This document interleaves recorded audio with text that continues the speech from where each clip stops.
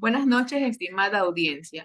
Junto a los expertos trataremos el tema del condicionamiento clásico.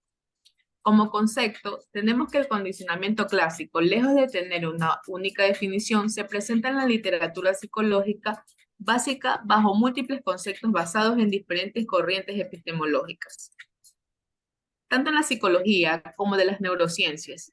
El objetivo principal de esta presentación es el análisis de la literatura acerca del condicionamiento clásico con el fin de discernir los conceptos explícitos o implícitos, tanto en el campo básico como en el aplicado. El último principalmente en lo referido a las aplicaciones clínicas como psicoterapia.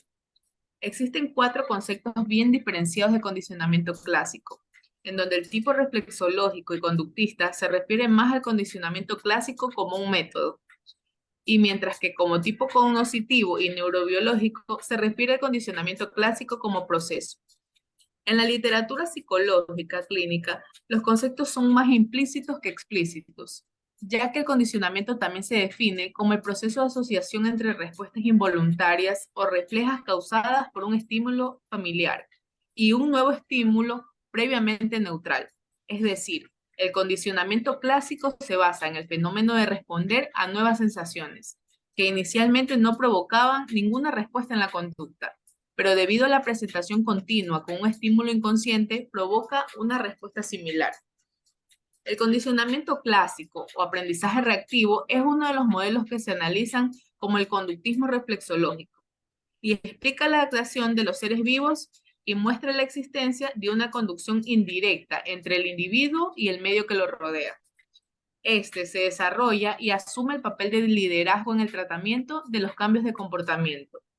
A partir de este análisis conceptual, se sugiere a partir siempre de un ejercicio de identificación del concepto de condicionamiento clásico, que se va a seguir con el fin de efectuar futuras intervenciones clínicas o en cualquier otro campo más precisas y efectivas.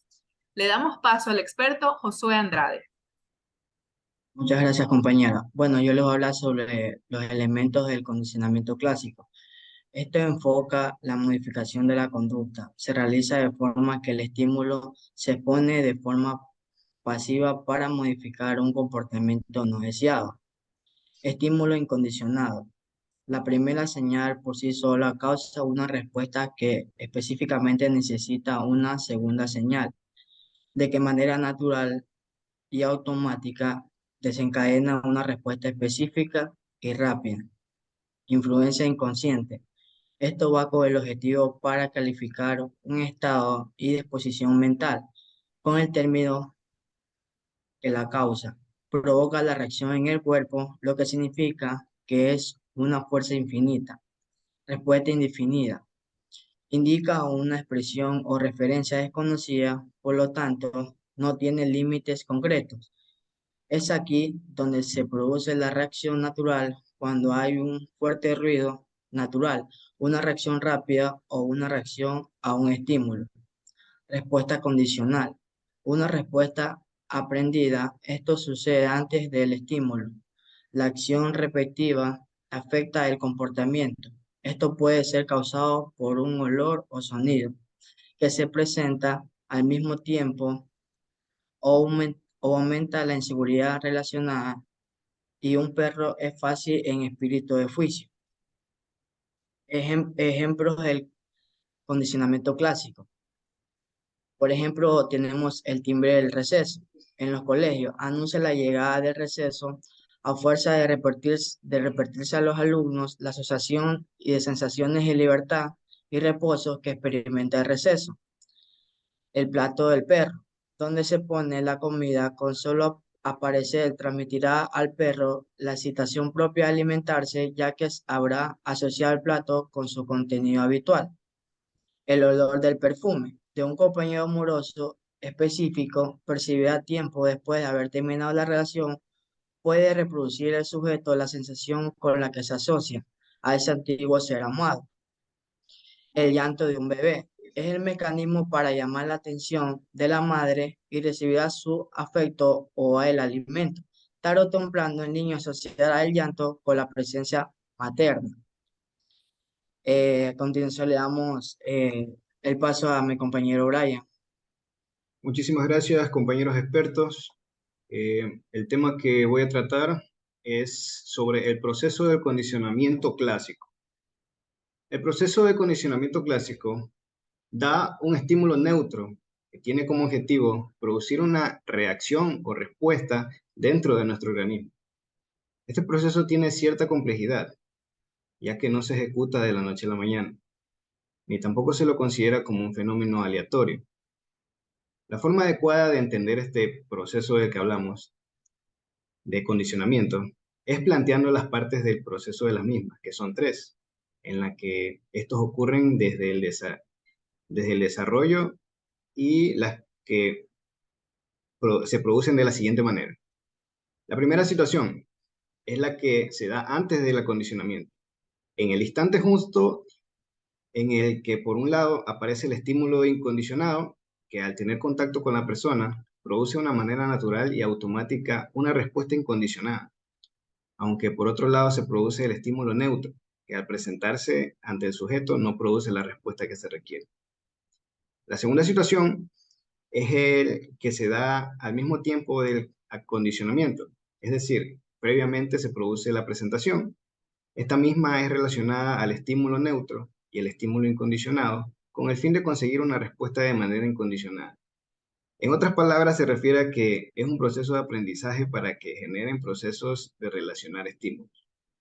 La tercera situación es la que se da luego del acondicionamiento, que es en el momento en que la presentación se caracteriza de manera individual como el estímulo condicionado, que deja su neutralidad para poder producir el estímulo condicionado en el organismo productor del aprendizaje asociativo.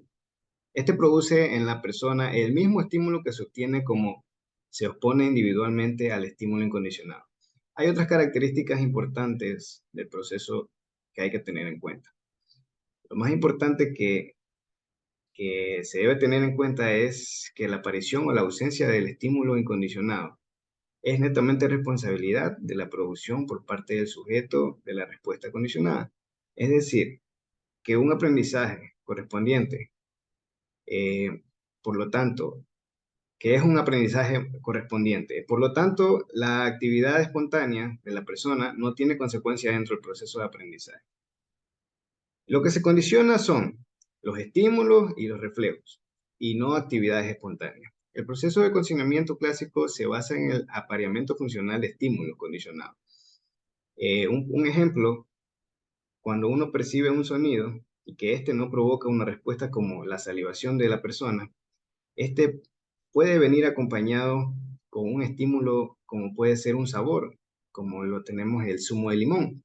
El zumo de limón, al exprimirlo, produce un sonido y este conjunto de estímulos como el sonido y el sabor del zumo de limón va a provocar una respuesta de salivación que en sí lo que abarca es el apareamiento de estos dos estímulos y que se repetirá en cierto número de veces.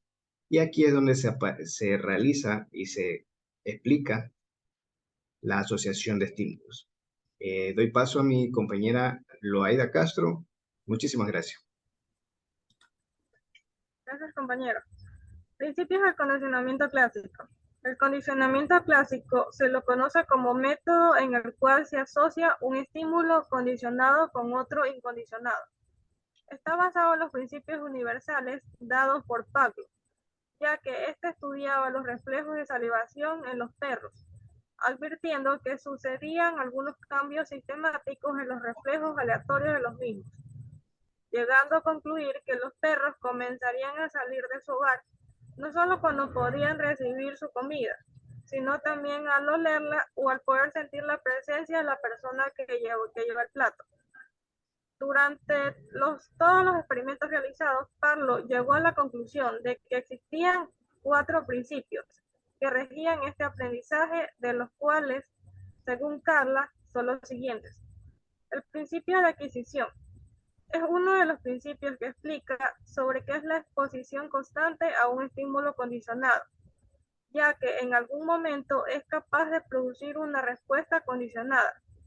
Se dice que cuando un organismo es condicionado a responder a un estímulo, reproduce una respuesta ante estímulos similares, ya que depende mucho de los grados de emparejamiento de acuerdo a los estímulos C1 y número de repeticiones de exposición requerido por la adquisición.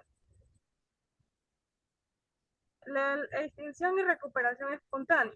Es muy evidente que el sujeto condicionado va a dar una respuesta determinada, ya que no se encuentra condicionado para darla el resto de su vida. Si el estímulo no va acompañado por el estímulo incondicionado, la respuesta va a desaparecer con el tiempo. Por ejemplo, si se toca la campana repetidas veces y no apareciera la comida, el objeto de estudio no va a aplicar la conducta aprendida, ya que dejará de estimular el reflejo de salivación. La generalización.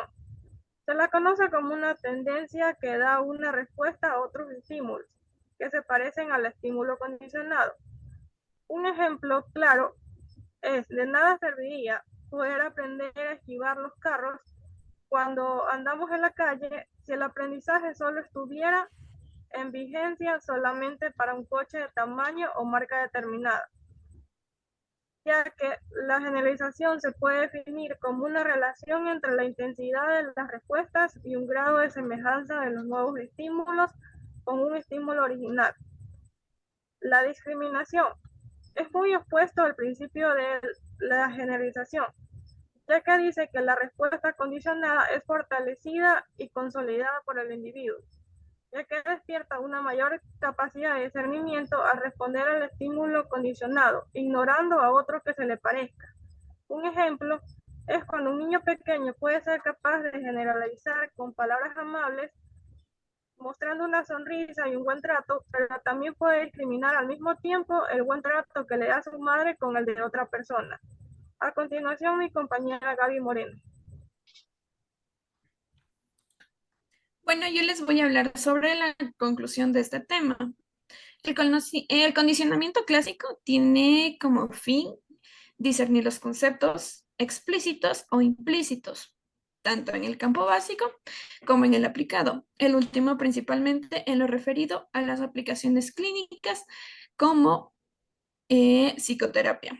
Los elementos necesarios para que se produzca el condicionamiento clásico, según Morris y Maitson, son el estímulo incondicionado, que comprende cualquier elemento presente en el entorno que produzca en el organismo una respuesta automática, inconsciente e innata.